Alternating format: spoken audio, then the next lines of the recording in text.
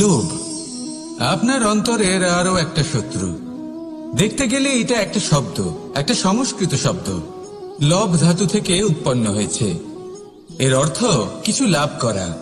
কিছু লাভ করা অনুচিত নয়, আরো কিছু লাভ করাও অনুচিত নয়, কিন্তু সব থেকে বেশি আমি লাভ করব। আমি আরো চাই, আরো বেশি চাই, আরো বেশি পেতে চাই। এটাই হলো লোভ। আর এই লোভ যখন গ্রাস করে তখন আপনি যা পেতে চান, সে ধনই হোক বা মানই হোক, তা অর্জন করার জন্য মানুষ যে কোনো স্তরে পৌঁছে যেতে পারে। যদি মানুষ ধন অর্জন করতে চান তাহলে তার জন্য তারা অধর্মের পথেও চলতে পারেন। যদি সম্মান অর্জন করতে চান তাহলে অন্য মানুষকে ছোটও করতে পারেন। শেষ পর্যন্ত আপনার এটা মনে হতে পারে যে যদি একটু অল্পই প্রাপ্ত করতাম, কিন্তু ভালোবেসে প্রাপ্ত করতাম, এই জীবন আরো অনেক বেশি সুখী হতো। লোভ আপনার জীবনে, আপনার মনে কখন যে প্রবেশ করবে সেটা আপনি জানতেও পারবেন না। তাই এটা চিনতে শিখুন আর তৎক্ষণাৎ জীবন থেকে বাইরে ফেলে দিন। যা কিছু লাভ করতে চান তা ভালোবেসে লাভ করুন, আর সেই ভালোবাসার সাথেই বলুন রাধা রাধা। যোগাসন। যোগাসনে আসন অত্যন্ত গুরুত্বপূর্ণ। এবার আমি বলবো সবথেকে শ্রেষ্ঠ আসন কোনটি। আশ্বাস। নিজেকে আশ্বস্ত করতে থাকুন যে আমি আছি, সব ঠিক হবে, যা হচ্ছে ভালোর জন্য হচ্ছে। এই আশ্বাস আপনাকে জীবনে এমন ধনাত্মক বিশ্বাস দেবে যে আপনি বড় বড় সমস্যার সমাধান করতে পারবেন।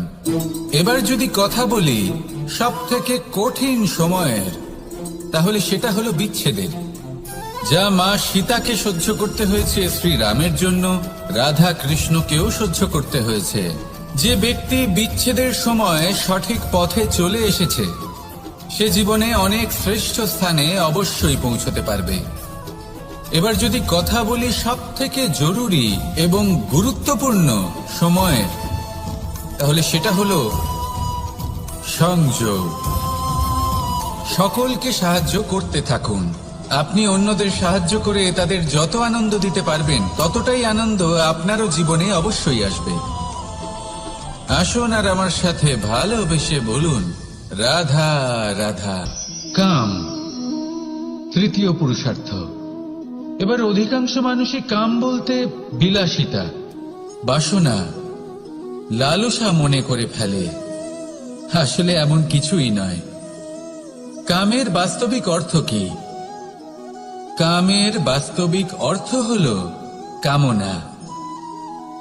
প্রতিটা ব্যক্তি, প্রতিটা মানুষ, প্রতিটা জীব এই সংসারে কোনো না কোনো বিশেষ কারণে আসে। সেই কারণকে পূর্ণ করার জন্য কর্ম করাকে কাম বলে। এখন সেটা সবার জন্য ভিন্ন হতে পারে।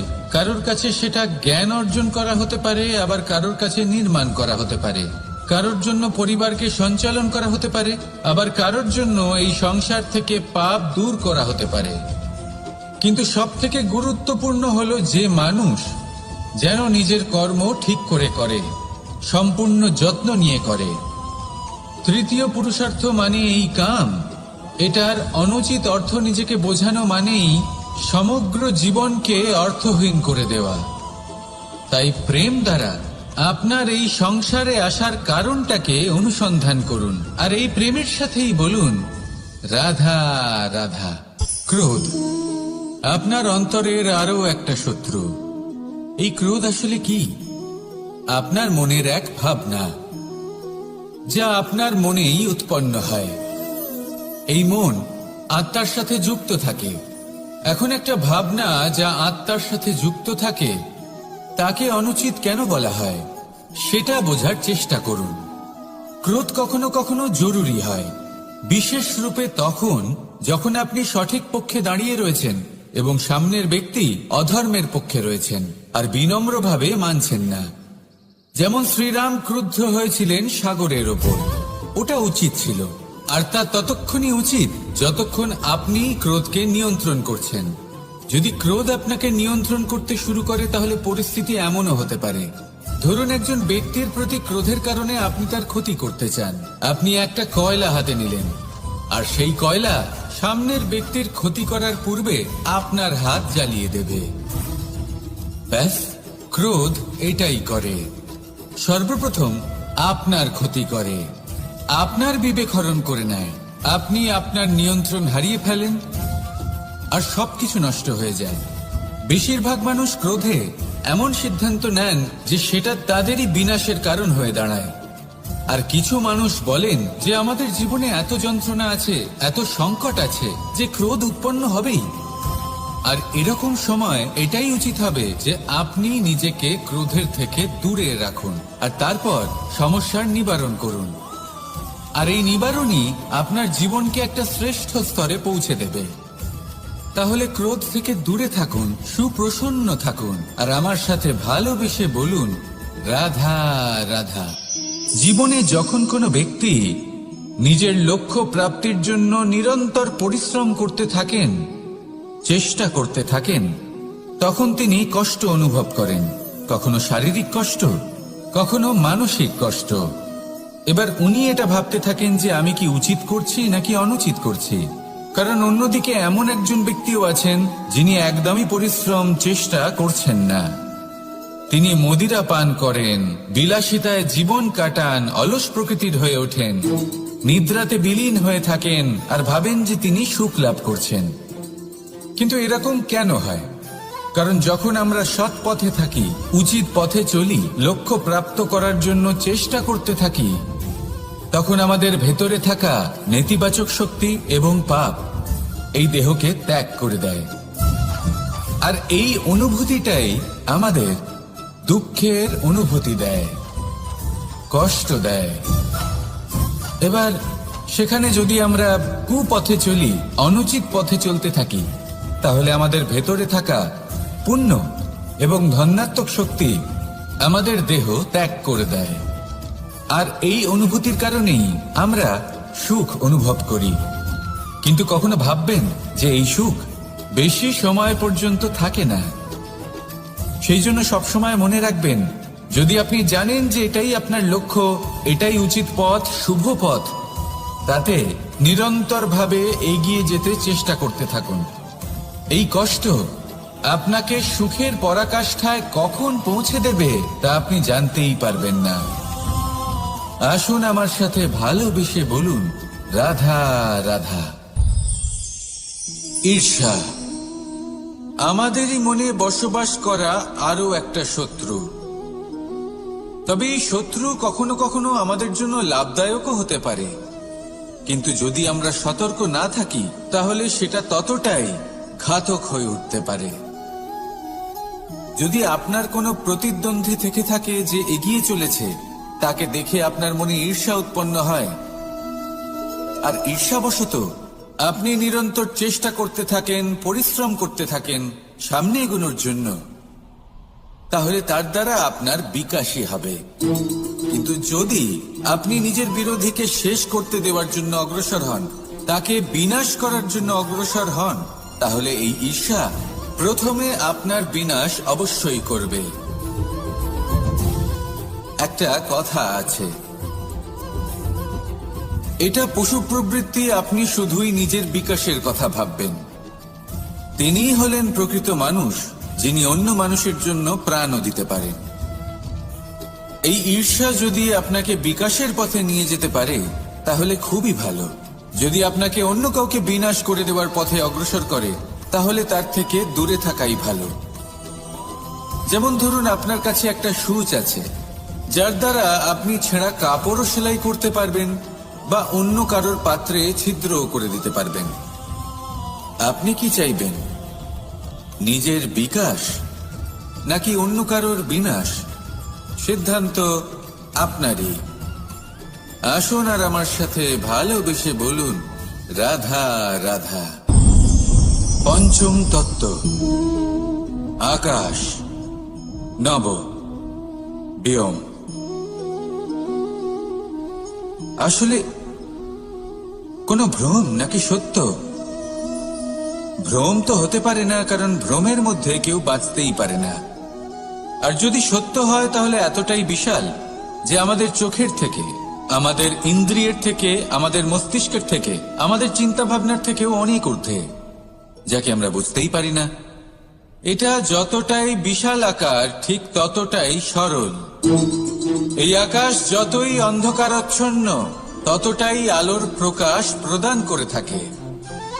দেখতে গেলে এ হলো জীবনের সঞ্চালক, কিন্তু যদি ক্রুদ্ধ হয়ে যায় তাহলে প্রাণ কেড়ে নিতেও দ্বিধাবোধ করে না।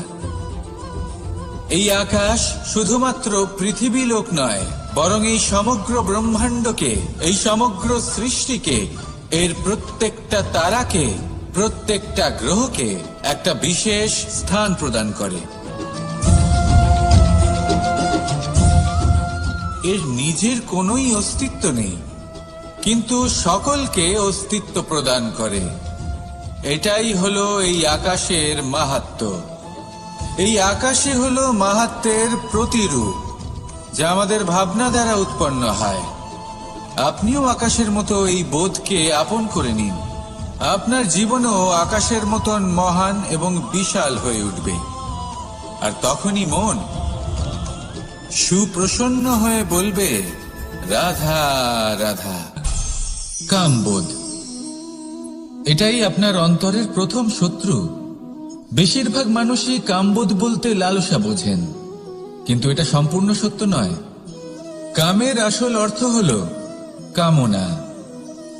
এটা খুবই সহজ ব্যাপার। মনুষ্য শরীর থাকলে, মানুষের মন থাকলে এই কামনা অবশ্যই থাকবে। এবার এটাই দেখতে হবে যে এই কামনা নেতিবাচক কামনা নাকি ইতিবাচক কামনা। অন্য কারোর জিনিসে নজর দেওয়া, অন্য কোনো মানুষের উপর নজর দেওয়া, কোনো অনুচিত বস্তুর দিকে নজর দেওয়া, এই নেতিবাচক কামনা। আর এই দুষ্কামনা মানুষকে দিয়ে অপকর্ম করাবেই করাবে। তাই মনে রাখবেন, যে ব্যক্তি নিজের কামনাকে নিয়ন্ত্রণে রাখতে পারেন তিনি সঠিক পথেও থাকেন, সঠিক লক্ষ্যে পৌঁছতেও পারেন। যিনি কামনা নিয়ন্ত্রণে রাখতে পারেন না তিনি তার পথও হারিয়ে ফেলেন এবং লক্ষ্যচ্যুতও হন। তাই মনে রাখবেন, নিজের কামনাগুলিকে নিয়ন্ত্রণে রাখুন। কাম নামক এই শত্রুর ওপর বিজয় লাভ করুন। আর আমার সাথে ভালোবেসে বলুন, রাধা রাধা। বায়ু পঞ্চতত্ত্বের মধ্যে তৃতীয় তত্ত্ব। কেউ একে সমীর বলে, আবার কেউ একে পবন বলে। প্রথম কথা হলো এটাই যে এই বায়ু আমাদের জীবন দান করে প্রতিদিন, প্রত্যেক মুহূর্তে। এই বায়ুর কারণেই আমরা নিঃশ্বাস নিতে পারি, জীবিত থাকতে পারি। এই বায়ুই হলো সেই যা সকল মেঘেদের একত্রিত করে একটি স্থানে আর বর্ষা ঘটায়। আর এই বর্ষার কারণেই এই ধরিত্রীতে অন্ন উৎপন্ন হয়। এই বায়ুকে দেখুন, কখনো এতটা সৌম্য যে আপনার কোনোই তফাৎ বোধ হয় না, আর কখনো কখনো এমন রূপ ধারণ করে ফেলে যে অনেক বড় বড় পর্বতের আকার পর্যন্ত বদলে ফেলে। এটাই হলো বায়ুর বিশেষত্ব। বায়ু শেখায় যে সময়ের সাথে সাথে বইতে থাকো, সকলকে জীবন দান করো, সকলকে সাহায্য করো, কিন্তু যখন বিপদ সামনে আসবে তখন দৃঢ় হয়ে সম্মুখীন হও। বাধা অনুযায়ী নিজেকে গড়ে নিতে হবে। আর কখন কতটা কঠোর হতে হবে আর কখন কতটা সৌম্য হতে হবে, এটা বায়ুকে দেখে শিখুন। আর আমার সাথে ভালোবেসে বলুন, রাধা রাধা। অগ্নি চতুর্থ তত্ত্ব, সব থেকে বেশি গুরুত্বপূর্ণ কিন্তু তার থেকেও বেশি ভয়াবহ। কখনো অগ্নিকে নিয়ন্ত্রিত রূপে উনুনে জ্বলতে দেখেছেন? এই অগ্নি আমাদের খাবার বানাতে সাহায্য করে, যা আমাদের শক্তি প্রদান করে। কিন্তু এই অগ্নি যখন বিচলিত হয়ে, অনিয়ন্ত্রিত হয়ে কোন বনের আগুন হয়ে ওঠে, তখন মহা বিনাশ ঘটে যায়। আপনারই অন্তরের ঊর্জা হলো এই অগ্নি। এটা আপনার শক্তিও, আপনার ক্রোধ। একে ব্যবহার কিভাবে করবেন তা আপনারই হাতে। যদি কোনো ব্যক্তি নিজের অন্তরের এই ঊর্জাকে ব্যবহার করেন শক্তির রূপে, তাহলে সে বিকাশ ঘটাতে পারে, নির্মাণ ঘটাতে পারে। কিন্তু যদি কোনো ব্যক্তি তার অন্তরের ঊর্জাকে বিধ্বংসী অস্ত্র বানিয়ে ফেলেন, তাহলে নিশ্চিত রূপে মহা বিনাশ ঘটতে পারে, যাতে বিনাশ তারও অবশ্যই হবে। অনেক বছর পূর্বে এমনই এক আগুনের দ্বারা এই সুন্দর পৃথিবীর নির্মাণ হয়েছিল, আর অনেক বছর পূর্বে এমন এক আগুনেই সমস্ত জীব এবং সংসার বিলুপ্ত হয়ে গেছিল। এবার আপনি আপনার অন্তরের ঊর্জা দ্বারা বিনাশ ঘটাতে চান নাকি নির্মাণ ঘটাতে চান, সেই সিদ্ধান্ত আপনারই। আসুন আমার সাথে ভালোবেসে বলুন, রাধা রাধা। জীবনে যদি আপনি বন্ধু লাভ করতে চান, তাহলে আপনাকে অনেকগুলো কাজ করতে হবে। প্রথমে একজন যোগ্য পাত্র সন্ধান করতে হবে, তারপর তার সাথে সময় কাটাতে হবে, সুখ দুঃখে তার সাথে থাকতে হবে, তবে গিয়ে সে বন্ধু হবে। কিন্তু যদি আপনি শত্রু খুঁজতে চান, তাহলে কোথাও যাওয়ার দরকার নেই, কারণ আপনার সব থেকে বড় শত্রু আর কোথাও নেই, আপনারই মনের মধ্যে, আপনার চেতনায় রয়েছে। ক্রোধ, মোহ, লোভ, কাম, মদ, মাৎসর্য, এ এমন 6 সব থেকে বড় শত্রু, যা আপনার আগামী 7 জন্ম নষ্ট করে দিতে পারে যদি আপনি এদের না সামলাতে পারেন। এবার এদের সাথে যদি যুদ্ধ করতে হয়, তাহলে একটা মহাভারতের মতো দেখুন, যেখানে অর্জুনও আপনি আর কৃষ্ণ সেই আপনি। কারণ এই যুদ্ধ আর অন্য কারোর সাথে নয়, বরং নিজের সাথে। এগুলো অন্তর মনের যুদ্ধ, আর এটা জয় করা যেতে পারে নিয়ন্ত্রণ এবং অনবরত চেষ্টার দ্বারা। তাই এটাই করুন, এই 6 শত্রুকে পরাজিত করুন এবং আমার সাথে ভালোবেসে বলুন, রাধা রাধা। বিষ এবং অমৃত, এর ভিত্তিতেই সংসার চক্র চলতে থাকে। যখন সমুদ্র মন্থন হয়েছিল, তখন এই দুই প্রাপ্ত হয়েছিল। প্রথমে বিষ পাওয়া গেল, তারপর অমৃত। জীবন মন্থন করলেও এগুলো লাভ করা যায়। এবার এই যে বিষ, তা হলো অমৃতের থেকে অনেক বেশি শক্তিশালী এবং সেই জন্যই অনেক বেশি ঘাতকও। এবার বোঝার চেষ্টা করি এই বিষ আসলে কি। যে কোনো বস্তু বা কোনো ভাব যদি মাত্রার থেকে বেশি পরিমাণে আপনার কাছে থাকে, প্রয়োজনের থেকে বেশি আপনার কাছে থাকে, তাহলে সেটা আপনার কাছে বিষ সমান হতে পারে। তা সে ধন হোক, শক্তি হোক, সম্মান হোক, ইত্যাদি ইত্যাদি। যদি আপনার কাছে এমন কিছু থেকে থাকে যা মাত্রার থেকে বেশি পরিমাণে আপনার কাছে আছে, তাহলে তাকে ভাগ করতে শিখুন। যদি আপনি ভাগ করতে শিখে যান, তাহলে এই বিষই আপনার জন্য অমৃতে পরিণত হবে, আর তাদের কাছেও অমৃত সমান হয়ে উঠবে যাদের এই সাহায্যের প্রয়োজন। তাহলে ভাগ করে নিতে শিখুন আর আমার সাথে ভালোবেসে বলুন, রাধা রাধা। বেশিরভাগ মানুষই এই কথা জানেন যে আমাদের শরীর 5টি তত্ত্ব দ্বারা নির্মিত, যাকে আমরা পঞ্চতত্ত্ব বলি: জল, অগ্নি, বায়ু, ধরিত্রী এবং আকাশ। এবার এই কথা আমরা সকলে জানি, কিন্তু এগুলোর সাথে কিছু গুণ জড়িয়ে রয়েছে যেগুলো আমরা দেখতে পাই না। যদি এই গুণগুলি আমরা আত্মসাৎ করতে শিখে যাই, তাহলে সাক্ষাৎ পরমেশ্বরের দর্শন আমরা পেতে পারি। যদি কথা বলি প্রথম তত্ত্বের, জলের কথা, জল যা প্রত্যেক জ্বলনকে শীতলতা প্রদান করে। এই জলকে দেখুন, যা শুধু প্রবাহিত হতে জানে, থামতে জানে না। জল পাথরের সাথে সংঘর্ষ করতে জানে, যার পথে অনেক বাধা আসে, কিন্তু সে প্রবাহিত হতে থাকে। নিরাকার হলো এই জল, যে কোনো পাত্রেই রাখুন না কেন, তার আকার ধারণ করে নেবে। এটাই হলো এর বিশেষত্ব এবং এটাই হলো আমাদের শিক্ষা। কিভাবে প্রবাহমান থাকতে হবে, কিভাবে আমাদের থামলে চলবে না, তাতে আমাদের পথের মধ্যে যতই যেরকমই সমস্যা আসুক না কেন, আমাদের এই জলের মতোই নিরাকার হয়ে যে কোনো পরিস্থিতিতেই প্রবাহমান থাকতে হবে। এই শিক্ষাই জলের থেকে লাভ করুন আর আমার সাথে ভালোবেসে বলুন, রাধা রাধা। মন, জীবনে যখনই কোনো বস্তু বা সুখ স্বাচ্ছন্দ্য অধিক মাত্রায় আপনার কাছে চলে আসে, তখন নিজেকে শ্রেষ্ঠ মনে করার একটা প্রবণতা দেখা যায়, যা হয় আত্মবিশ্বাসে পরিণত হয়, নয়তো অহংকারে। এবার আত্মবিশ্বাস আর অহংকারের মধ্যে অনেক বড় পার্থক্য রয়েছে। আমি এটা করতে পারি, আমি ওটাও করতে পারি, এ হলো আত্মবিশ্বাস।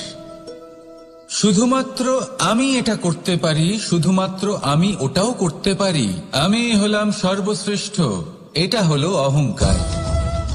এবার এই অহংকার এর ধ্বনি অনেক দূর প্রবাহিত হয়, আর এর প্রহার সর্বপ্রথম আপনাকে বিপর্যস্ত করে। এবার এই অহংকার এর বিপরীত শব্দ হলো বিনয়, অর্থাৎ নিজের ঊর্ধ্বে উঠে অন্যের বিষয় ভাবনা চিন্তা করা, সংসারের বিষয় ভাবা। এই বিনয়ী হবার চেষ্টা করুন, একের থেকে অনেক হওয়ার চেষ্টা করুন এবং একসাথে থাকার চেষ্টা করুন। নিশ্চিত রূপেই আপনি বিকাশের কারণ হবেন। মত্ততা থেকে নিজেকে দূরে রাখুন, অহংকার থেকে নিজেকে দূরে রাখুন। এই মন প্রসন্ন হয়ে বলবে, রাধা রাধা। মানুষ বড়ই বিচিত্র প্রাণী। অধিক থেকে অধিকতর ধন লাভ করার চেষ্টায় নিজের শরীরকে নষ্ট করে ফেলেন, নিজের শক্তি হারিয়ে ফেলেন, নিজের সামর্থ্য হারিয়ে ফেলেন। আর যে ধন লাভ করেন সেটা কোথায় যায়? সেই শক্তি, সেই সামর্থ্যকে আবার ফিরে পাওয়ার জন্য। আর কিছু মানুষ জীবন এমন ভাবে যাপন করেন যেন তা কখনোই শেষ হবে না, কিন্তু শেষ তো সবারই হবে। আর যখনই শেষটা কাছে চলে আসে, তখন মানুষ এটা বুঝতে পারেন যে সে জীবনকে উপভোগ করেননি। তার কারণটা কি? লালসা। এই লালসা জন্ম দেয় লোভকে, আর এই লোভ জন্ম দেয় আপনারই বিনাশকে। সেই জন্য আজ আপনার কাছে যা কিছু আছে, যেমনটা আছে, তার সাথে জীবন যাপন করুন, পূর্ণরূপে যাপন করুন। আপনার কাছে যতই ধন, শক্তি, মান থাকুক, তা সবার মধ্যে ভাগ করতে শিখুন। ভাগ করলে ভালোবাসা বাড়ে, আর এই ভালোবাসা দ্বারা জীবন আরো সুখময় হয়ে ওঠে। তাহলে আসুন আর আমার সাথে ভালোবেসে বলুন, রাধা রাধা। পঞ্চতত্ত্বের মধ্যে দ্বিতীয় তত্ত্ব হল ধরণী, ভূমি, যাকে আমরা ধরণী মাতা বলি। এই ধরণী ধৈর্য ধারণ করে, আর এর ওপরেই আমাদের সমগ্র সংসার নির্ভরশীল। কারণ এই ভূমি সহ্য ক্ষমতা রাখে, এর সহ্য ক্ষমতা হলো অপরিসীম। সন্তান যতই আঘাত প্রদান করুক না কেন, প্রেম পূর্বক সহ্য করে, আর তার বদলে অমূল্য রত্ন প্রদান করে। সন্তান যদি হাল চালায়, তাহলে তার বদলে তাকে অন্ন প্রদান করে। এটাই হলো ধরণী। এবার এর থেকে আমরা কি শিক্ষা পেতে পারি? এটাই যে কারোর জন্য কিছু করা বা কাউকে কিছু দেওয়া মনে কোনো কামনা ছাড়াই। আর এই কথাটা বুঝে যান, যদি কারোর জন্য কামনা না রেখে বা কোনো পাওয়ার আশা না রেখে কারোর জন্য কিছু করেন বা কারোকে কিছু দেন, যদি এটা আপনি শিখতে পারেন, তবে আপনি ভালোবাসতে শিখে গেছেন। আর সেই জন্যই এই ধরিত্রীকে মাতা বলা হয়। কারণ মাতা শুধু উনি নন যিনি গর্ভে সন্তানকে ধারণ করেন, মাতা তো উনিও যিনি জীবন বাঁচতে শেখান, যিনি জীবন বাঁচার উদাহরণ প্রদান করেন। তাহলে ধরণীর থেকে এই নিঃস্বার্থ ভাব শিখুন, নিঃস্বার্থ ভালোবাসা শিখুন, আর এই ভালোবাসার সাথেই বলুন, রাধা রাধা। কোনো বাড়িতে, কোনো পরিবারে যখন কারোর জন্ম হয়, তখন তা কত সুখের মুহূর্ত হয়। সেই ছোট্ট সন্তান যখন কিছুটা বড় হয়, সে হাঁটার চেষ্টা করে, আর সেই প্রক্রিয়াতেও খুব বড় একটা শিক্ষা লুকিয়ে রয়েছে, ঠেলে দেওয়া। যখন আপনি হাঁটতে চান, সামনে এগোতে চান, তখন আপনি কি করেন? নিজের পায়ের তলার যে মাটি, তাকে আপনি পেছনে ঠেলে দেন। ব্যাস, এই একই জিনিস তো জীবনেও শিখতে হবে। এবার যদি আপনি জ্ঞানের পথে অগ্রসর হতে চান, তাহলে অজ্ঞানতাকে পেছনে সরিয়ে দিতে হবে। যদি আপনি প্রকাশের দিকে এগোতে চান, তাহলে অন্ধকারকে পেছনে সরিয়ে দিতে হবে। যদি আপনি ভবিষ্যতে সফল হতে চান তাহলে অতীতের যে অসফলতাগুলিকে পেছনে সরিয়ে দিতে হবে। যে জল বইতে বইতে থেমে যায় তাকে আমরা নালা বলে থাকি, তার থেকে দুর্গন্ধ বের হয়। কিন্তু যে জল বইতেই থাকে তাকেই আমরা পবিত্র জল বলি। তাহলে আপনিও কর্ম করতে থাকুন, কখনো থামবেন না। আর আমার সাথে ভালোবেসে বলুন, রাধা রাধা। আলস্য আপনার আরো একটা অত্যন্ত বড় শত্রু, যা আপনার মনের মধ্যে বসবাস করে আর ধীরে ধীরে আপনার কার্য শরীরের একটা অংশ হয়ে ওঠে। সব কাজে দেরি করিয়ে দেয়, সবকিছু নষ্ট করে দিতে পারে এই আলস্য। এই কাজ আজকে হলো না, কোনো ব্যাপার নয়, কালকে করে নেব।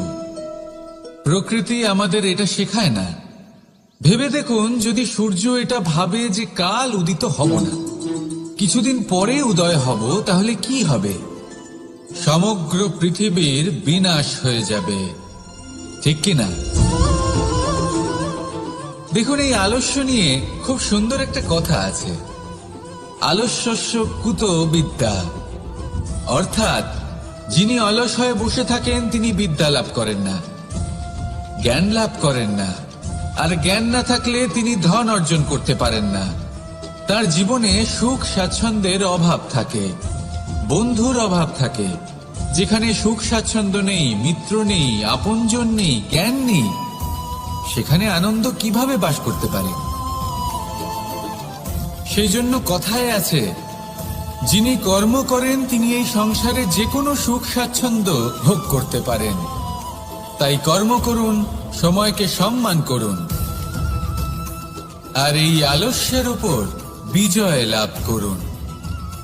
আর আমার সাথে ভালোবেসে বলুন, রাধা রাধা।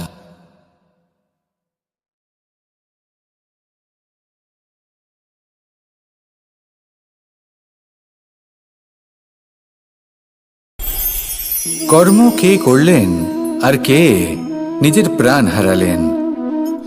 রেশমের কীট। আর লাভবান কে হলেন? মনুষ্য জাতি। এর দ্বারা আমরা কি শিক্ষা পেলাম? যে এই সংসারে আমরা যে কর্মই করি, সৎকর্ম করি বা অপকর্ম করি, তার থেকে লাভবান যে কেউ হতে পারেন। আমাদের বন্ধু হোক, পরিবার পরিজন হোক বা সংসারের যে কোনো ব্যক্তি হোক, যে কেউ লাভবান হতে পারেন, কিন্তু সেই কর্মের ফল কিন্তু আমাদেরই ভোগ করতে হয়। যদি আপনি সৎকর্ম করেন তাহলে তার শুভ ফল আপনিই পাবেন। তার থেকে লাভবান হয়তো এই সংসারে যে কেউ হতে পারেন।